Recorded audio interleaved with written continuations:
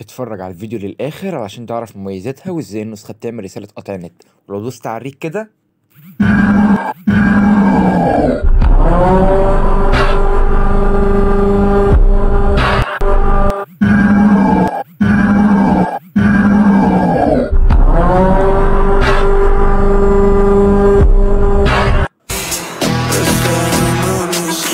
Such a fucking hoe, I love it.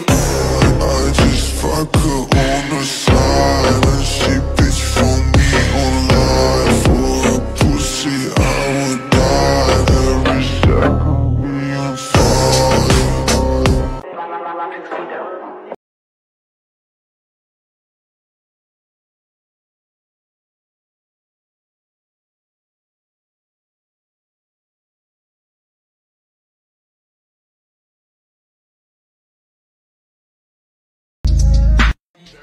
Mash up the place, turn up the bass and make some sound. Why run? And me will end your week just like a Sunday.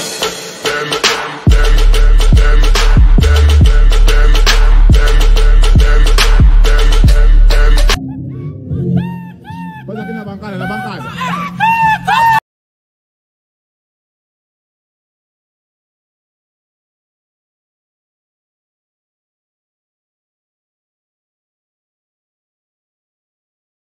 عشان الناس اللي بتسأل يعني ايه نسخة بتعمل رسالة قطع نت، تمام؟ انت لو دخلت خصوصية الفيروس ونزلت تحت خالص ده اللي هو تعمل فيروس. لو فعلت دي اللي هي تعمل فيروس رسالة وخرجت ودخلت شات اي حد، تمام؟ هنجرب على الرقم التاني. ده الرقم التاني، نكتب مثلا ازيك عامل ايه، تمام؟ ايه اخبارك؟ اتبعتت ووصلت زي ما انت شايف. هو عادي، احنا كده فعلنا الزرار. لو انت بقى كتبت اي حاجة ولا انت خد، تمام، هيتأخر شوية في ان الرسالة توصل، تمام، لان ده بيكون فيروس قطع نت، تمام، على شكل رسالة عادي، فيتأخر شوية لان هو بيكون فيروس، تمام. اتبعتت، هو هنج، تمام كده. لو جيت بقى تخش هنا تكتب اي حاجة، خد ياض، بص مفيش حاجة هتوصل زي ما انت شايف كده، زي ما انت شايف. هيفضل مهنج بقى بتاع نص ساعة، فاهم؟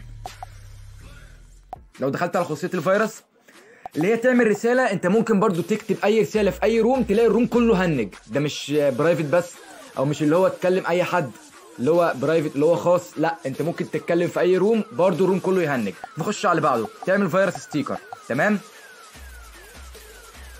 لو دخلت الشات ده نخش هنا زي ما انت شايف كده، بيكتب وبتوصل، تمام، بيكتب وبتوصل زي ما انت شايف. لو دخلت هنا كده وبعت له اي ستيكر، برضو اصبر شويه علشان الستيكر بيكون قاطع نت، فيصبر شويه لحد ما يتبعت علشان النت عندك. لو النت سريع هتلاقيه اتبعت بسرعه، لو النت بطيء هتلاقيه اخد وقت. زي ما انت شايف هنج، علامه صحه واحده، تمام. لو نخش على الرقم التاني، هو كان بيبعت، بص هتلاقيه ما بعتش حاجه، ما بقاش يبعت، خلاص كده ما بقاش يبعت حاجه.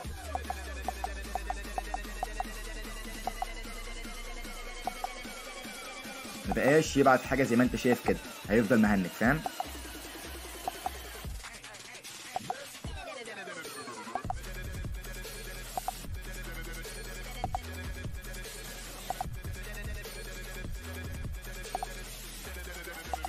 بص هو مهنج قد ايه، وكمان بتهنج النسخه كلها، بيخلي النسخه فيها لاج، تمام. برضو انت ممكن تبعت ستيكر في اي روم الروم كله يهنج، ونفس القصه برضو في الرساله الروم كله يهنج، ونفس القصه في الاغنيه الروم كله يهنج، فاهم؟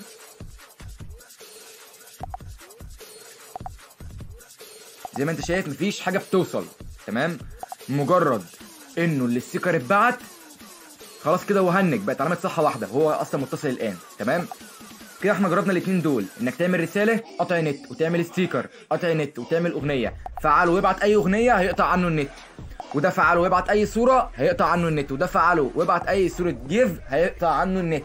كده انت فهمت بتعمل فيروس ازاي؟ ازيكم يا اخواتي، عاملين ايه؟ جايب لكم النهارده نسختي فيرجن 22، حاجه نهايه المجال بمعنى الكلمه، فيها مميزات ممكن تكون لاول مره تشوفها، تمام.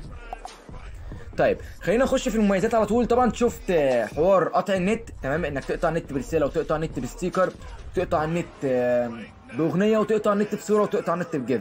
يعني ممكن انت تكلم اي حد وتخليه مهنج لمده طويله مثلا ساعه. تمام، نخش في المميزات على طول. لو دوست على واتساب دي في اللي هو اخفاء شتات، ولو دوست على الواي فاي دي في قطع نت. تمام، ولو دوست على دي ممكن تخش باكتر من رقم على النسخه. لو دوست على الثلاث نقط خصوصيه نسخه ايفل فيرجن 22 هنا الخصوصيه كامله. تمام، ومميزات لو دوست اول حاجه اللي هي خصوصيه النسخه، عندك اخفاء اخر ظهور، واخفاء اللي هي علامه اعاده توجيه، وعندك خصوصيه المكالمات، وعندك خصوصيه مؤقته سيبك منها، وعندك اخفاء مشاهده الستوري ومنع حذف الستوري، واخفاء زر تنزيل الستوري ومنع حذف الرساله، ورؤيه الصوره اكثر من مره، واظهار العلامه الزرقاء بعد الرد. تمام، وهنا عندك في الشتات، وهنا عندك في الرومات، وهنا عندك في البي سي. تمام كده خلصنا الخصوصيه. عندك غلق النسخه والباسورد عشان لو اخوك بيلعب في النسخه وكده. تمام، عندك هنا تنظيف شتات لو عايز تفضي مساحه عشان لو المساحه عندك ممليه. تمام، وعندك هنا خصوصيه ستوري، هنا ارسال الصوره بجودتها الاصليه. ساعات لما بتبعت صوره الجوده بتاعتها بتقل، لا ده بيخلي الصوره تتبعت بالجوده الاوريجينال بتاعتها. تمام، وهنا تحديد جوده الفيديو في الستوري. تمام، وهنا نزول الفيديو على الستوري اكثر من 30 ثانيه، ممكن ينزلك فيديو على الستوري لمده 5 دقائق بدل من 30 ثانيه. تمام، وعندك هنا مميزات النسخه، عندك هنا فصل الشتات عن الرومات او فصل الشتات عن الجروبات، الشتات لوحدها والجروبات لوحدها. تمام، وفي ناس كتير قوي كانت عايزه الميزه دي. ظهور علامه اضافه الحسابات في الواجهه اللي هو تخش باكتر من رقم على النسخه اللي احنا شفناها من شويه. تمام، انت عايز تظهر الايقونه بتاعتها في الواجهه ولا لا. وعندك هنا تثبيت اكتر من 3 شتات، فعله عشان تثبت اكتر من 3 شتات، وهنا فعله علشان تحول لاكتر من 5 شتات لحتى 250 شات، وهنا فيك شات. يعني ايه فيك شات؟ يلا بينا نبص. بعد ما فعلنا الزرار فيك شات تعال نشوف كده.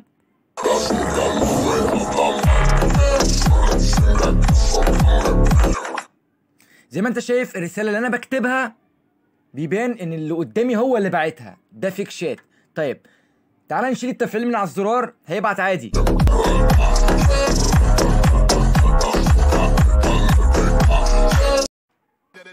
بعد ما شفنا حوار الفيك شات، تمام، زياده ساعات الريكورد. لو انت بعت لواحد ريكورد 5 ثواني هيظهر عنده 5 ساعات، وهنا ادمن تلقائي علشان سحب الرومات عشان المسابقات. تمام، نخش على بعده. عندك هنا خصوصيه الفيروس، فعله عشان ما تهنكش دعوه الروم اللي هو فيروس باج، وفعله عشان رساله قطع نت اللي هو ده. تمام، اللي احنا شفناه في اول الفيديو. فعله عشان ما تاخدش كراش عشان لو نسخه اتحرقت منك وكده. فعله عشان ما تهنكش واجهه، وهنا فعله عشان فيروس جمبر، وهنا فعله عشان فيروس اللوكيشن، وفعله عشان ما تهنكش فيروس مستندات، وعشان ما تهنكش فيروس الاقزام، وعشان الغاء لون اللينك. تمام، وفعله عشان ما تقراش كونكتات. هي مبدئيا النسخه بتقرا وبتبعت كونكتات. تمام، ده عشان ما تستلمش كونكتات، ما تقراش كونكتات بمعنى اصح. وهنا عشان تستلم كل الكونكتات صفر، يعني لو كونكت 80 يترمى عليك هيترمى عليك صفر. تمام، عشان ما ترميش كونكتات برضه. فعلا عشان ما يكونش فيه لاج في الفيروس، فعلا عشان ما يكونش فيه لاج في الكونكتات، فعلا عشان ما يكونش فيه اللي هو ما تهنكش فيروس الكتالوج. تمام، فعلا عشان ما تهنكش فيروس الفيديو، فعلا عشان ما تهنكش اي حاجه زي فيروس الضغط، فعلا عشان تحدد الكلمه او الرساله وتفضل ثابته. اللي هو يا جماعه لما تيجي اللي هو فورورد، لما تيجي تبعت مثلا تحدد فيروس او تحدد صور تيجي تبعتها تفضل متحدده. تمام، فعلا عشان ما تهنكش اي كونكت بمعنى اصح، فعله عشان فيروس التكست. تمام، وهنا اللي احنا شفناهم تعمل فيروس رساله وتعمل فيروس ستيكر. انت لو فعلت ده ودخلت كتبت لاي حد عامل ايه هيهنك بتاع ساعه، ولو فعلت ده وبعت لاي حد ستيكر هيهنك بتاع ساعه. تمام، ولو فعلت ده ورميت على اي حد صوره بعت له اي صوره، تمام، هيهنك برضو فوق الساعه. تمام، وده لو بعت اللي هي صوره جيف هيهنك برضو فوق الساعه. ده علشان تعمل فيروس. طبعا ما تفعلهمش، وبرضو مش بيهنجوا الشات بتاع صاحبك بس، لا انت لو كتبت رساله في اي روم او بعت ستيكر في اي روم، بعت اغنيه في اي روم، بعت صوره في اي روم، هيهنج الروم كله، هيهنج الروم كله بمعنى الكلمه. تمام، طيب كده خلصنا خصوصيه الفيروس. واجهات النسخه، عندك هنا 8 واجهات للنسخه. تمام، واسطر النسخه عندك هنا 6 اسطر للنسخه. تعال نشوف الواجهات والاسطر، يلا بينا.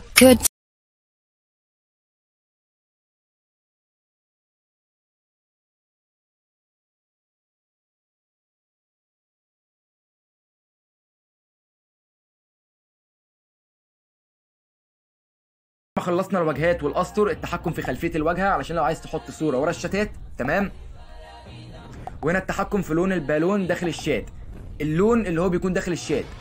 تمام، اللي هي الرساله اللي صاحبك بعتها لك والرساله اللي انت بتبعتها، اللي هي الشمال واليمين، الشمال بتاعتك واليمين بتاعته. انت ممكن تغير اللون بتاع الرساله اللي هو البالون. تمام، طبعا تجرب الحاجات دي مع نفسك. خطوط النسخه عندك هنا 16 شكل. تمام، 16 خط للنسخه. وهنا تساقط التلج، عندك تساقط التلج في الواجهه وفي الشات. لو انت فعلته اختار التساقط اللي انت عايزه، لو فعلته هينزل تساقط التلج في الواجهه وفي الشات. وعندك هنا تحرك شتات في الواجهه وفي الشات وفي الايموجي، عندك 3 وعندك 14 شكل تحرك شتات في الواجهه وفي الشات وفي الايموجي. وعندك هنا نسخ احتياطي واستعاده، والملف باسم ايفل باك اب عشان لو عايز تركب ملف بسرعه. وعندك هنا لينك قناه ايفل هيدخلك على لينك قناتي. تمام كده يعتبر التيست يا جماعه نزل امبارح بالليل. تمام، يبقى اتفرج عليه، سايب لك برده تحت ليه لينك في الديسكريبشن، لينك التيست. تمام.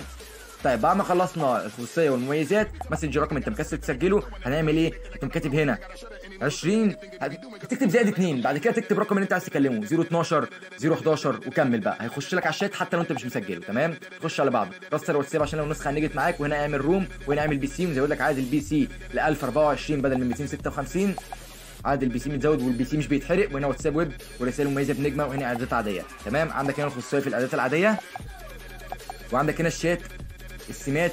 لو انت عايز تخلي النسخه بشكل الفاتح هتقوم عامل الفاتح بس خليها بالاسود احسن. تمام، وهنا عندك خلفيه الشات وكده. وهنا عندك حجم الخط خليه صغير احسن. وهنا عندك الاشعارات لو انت مش عايز تستلم اشعارات اصلا من النسخه. تمام. وهنا عندك التخزين والمساحه عشان تفهم النسخه مستخدمه قد ايه من مساحه الجهاز. وهنا عندك المساعده اللي هو الاباوت بتاع النسخه. تمام.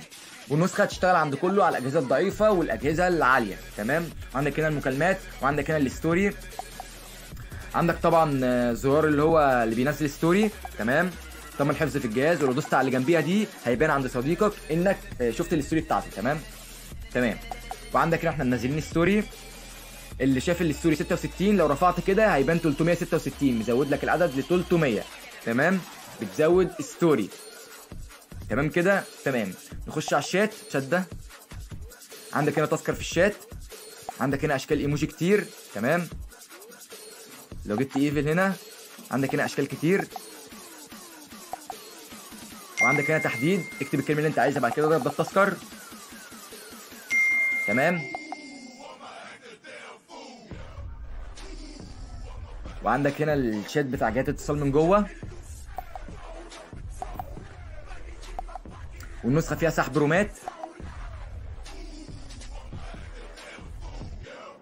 والنسخه فيها عداد سرعه كمان عشان اللي بيحفلوا سرعه.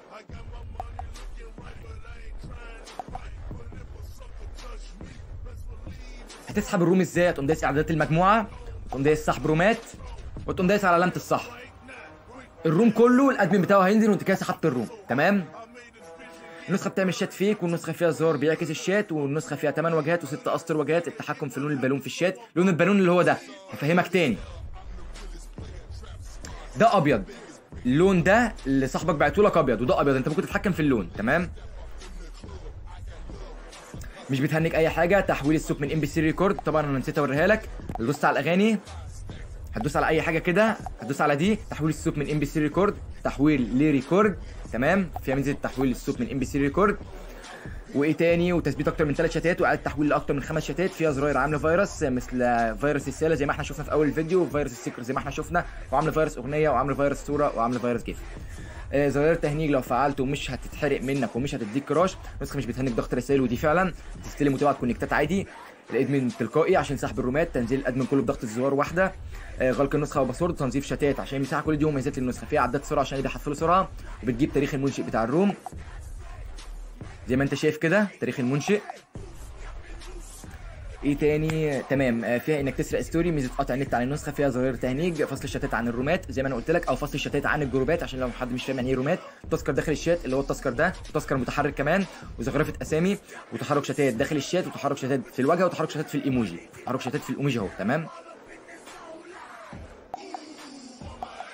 ده تحرك الشتات اللي في الايموجي. وعندك تساقط التلج في الشات وفي الواجهه، وعندك 16 خط للنسخه، ونسخ احتياطي واستعاده عشان لو عايز تركب ملف سرعه. خصوصيه فيروس كامله عشان ما تهنكش ولا فيروس ولا كونكتات. فتح رقمين على نسخه واحده. خصوصيه ستوري عشان تقدر تنزل فيديو اكتر من 30 ثانيه لمده 5 دقائق. تغيير خلفيه الواجهه اللي هي في ظهر الشتات اللي بره. زرار تهنيج عشان ما تهنكش بوت. زياده مده الثواني والساعات لريكورد. تمام، تغيير صوتك. النسخه متمدده مده طويله، فعلا مش هتقفل منك قبل 3 شهور. مسنجر رقم مش متسجل. اخفاء شتات، زياده عدد البي سي 1024 بدلا من 256. تحكم في الوان الستوري، سحب رومات بدون تحميل، وعندك خصوصيه كامله. تمام. تعالى برضه اوريك اللي هو الستوري، ان انت ممكن تلون الستوري. تمام. عندك هنا مثلا ممكن تكتب ايفل، تلون الستوري اللون اللي انت عايزه، ده لون الخط. تمام. نخليه مثلا اسود. تمام. ودي الخلفيه اللي في ظهر الكلام نخليه احمر. نخليه مثلا اصفر. تمام. نخليه ازرق. زي ما انت شايف كده تعرف تتحكم، وكمان تعرف تغير الخط. بس كده يا قلبي، ودي تكون نسختي فيرجن 22، نسخه بجد عظمه المجال، وممكن تهنج اللي قدامك برساله، مش ترمي عليه فيروس كمان. تمام. انت لو رميت عليه فيروس ممكن يفك بعد دقيقه، لا لما تفعل الزرار وتكتب له كلام مثلا عامل ايه كده من غير ما ترمي حتى فيروس، تمام، هيهنج مثلا فوق الساعه زي ما انت شفت في اول الفيديو. ممكن تبقى تهنجه زياده تقوم مديله واحده ستيكر، فاهم، او مثلا تفضل تكتب له في كلام، طبعا هو مش هيعرف انك رميت فيروس، انت بتكتب له كلام عادي زي ما انت شفت. تمام. دي تكون نسختي فيرجن 22. يا رب تكون النسخه عجبتك. وعندك هنا الخصوصيه والاعدادات والاباوت ايفل، واعمل روم خصوصيتك عشان لو انت مش عايز تخش من بره، يعني لو دوست على الخصوصيه دي هيدخلك على خصوصيه النسخه. تمام. دخل على خصوصيه النسخه زي ما انت شايف كده. لو دوست على الاعدادات دي هيدخلك على الاعدادات بتاعت النسخه، لو دوست اباوت ايفل هيدخلك على الاباوت. تمام. ولو دوست على اعمل روم هيعمل معاك روم عادي. تمام. لو دوست على خصوصيتك هيدخلك على الخصوصيه اللي هي العاديه. تمام كده. طبعا انت كده شفت مميزات النسخه. تمام. نسيت اقول لكم حاجه، بما ان في ناس كتير قوي في الكومنتات انا لاحظتها بيسالوني عن ملف السرعه اللي انا عملته في التيست بتاع فيرجن 22 بتاع الفيديو اللي فات، هيجيبوه منين؟ وهقول لك، سيبك تحت في الديسكريبشن لينك النسخه ولينك ملف السرعه اللي انا عملت بيه التيست، ولينك ملف السرعه ده لما تدوس على اللينك بتاع ملف السرعه هيفتح معاك الفيديو وهتعرف طريقه تركيبه، عشان الناس اللي هتسالني برده في الكومنتات هركبه ازاي هتفهم في الفيديو بتاع ملف السرعه. تمام. سيب لك 3 حاجات في الديسكريبشن، لينك النسخه، تمام، ولينك التيست، ولينك ملف السرعه عشان لو عايز تركب فيروس. بس انا من رايي فعل الزرار اللي هو بتاع انك تعمل رساله قطع نت، فعل الزرار وخش ارمي فيروس على اللي انت عايزه. يعني انت فعل الزرار وخش قول لاي حد خد يا اسطى عامل ايه، بس كده، ده اللي انا عايزه منك. كده انت فهمت هتعمل ايه؟ بس كده. احلى خط في الدنيا سايب لكم تحت في الديسكريبشن 3 حاجات، لينك نسختي واللينك فيديو بتاع التيست بتاع نسختي فيرجن 22 الفيديو اللي فات، سيب لكم لينك ملف السرعه. احلى خط في الدنيا. يلا اشوفكم في فيديو جديد. يلا سلام.